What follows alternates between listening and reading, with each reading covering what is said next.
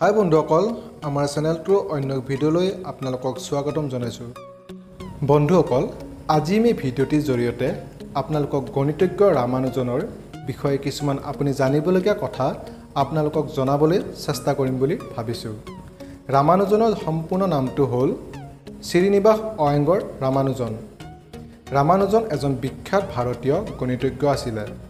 তেওঁৰ জীৱনকালছোৱা ইংৰাজৰ অধীনত আছিলে ভাৰত।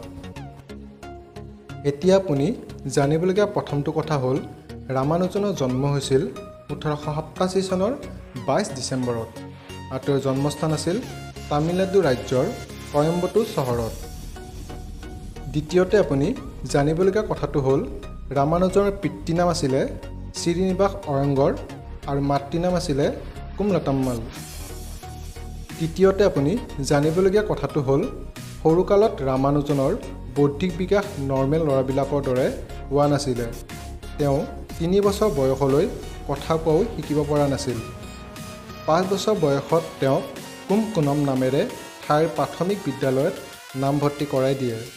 পিছলৈ 10 বছৰ বয়সত প্ৰাইমেৰী পৰীক্ষাত জিলাৰ ভিতৰত আটাইতকৈ বেছি নম্বৰ পায়।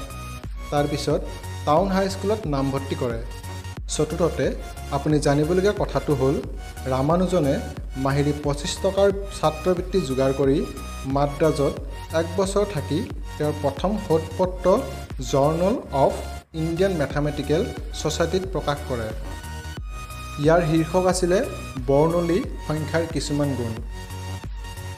পঞ্চমতে আপুনি জানিবলগীয়া কথাটো হ'ল ৰামানুজনে 1907 চনত দ্বাদশ শ্ৰেণীৰ পৰীক্ষাত উত্তীৰ্ণ হ'ব নোৱাৰিলে।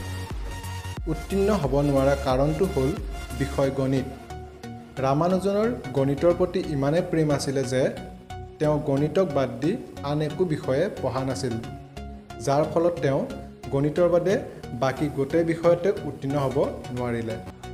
6 নম্বৰতে আপুনি জানিবলগীয়া কথাটো হ'ল ৰামানুজনৰ পত্নীৰ নাম আছিলে জানকী।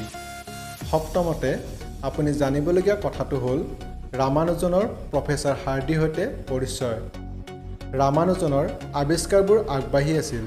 এতিয়া পৰিস্থিতি এনেকুৱা হৈছিল যে কোনো এজন ইংৰাজী গণিতজ্ঞৰ অবিহনে আৰু আগবাঢ়ি যোৱাটো বহুত কঠিন আছিল।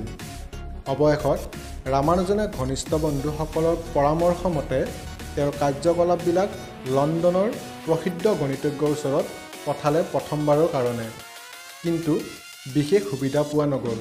পিছত তেওঁ 1913 চনত দ্বিতীয়বাৰৰ কাৰণে প্ৰফেচাৰ হাৰ্ডিক আকৌ এবাৰ চিঠি এখনৰ সৈতে নিজৰ আৱিষ্কাৰসমূহ পঠাই দিয়ে আৰু প্ৰফেচাৰ হাৰ্ডিয়ে সেইবিলাক দেখি তেওঁ ভাবিলে যে ৰামানুজনৰ কাৰ্যবিলাক বুজিবলৈ ইংলেণ্ড মাতি পঠিয়ালে।